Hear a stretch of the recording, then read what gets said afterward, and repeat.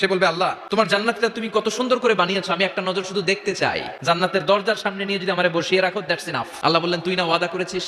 সে বলবে আল্লাহ আমারে হতভাগা বানাইয়া তোমার কি লাভ? সুবহানাল্লাহ পড়ে। আমারে তুমি হতভাগা বানিও না। আল্লাহ বলে ঠিক আছে, আবার সিগনেচার কর যে জান্নাতের দরজার সামনে বসিয়ে দিলে আর কিছু চাবি না। সে সিগনেচার করে বলে আমি চাবো না। আল্লাহ বললেন জিব্রাইল বেচারারে ধরে জান্নাতের গেটের সামনে বসায় দে।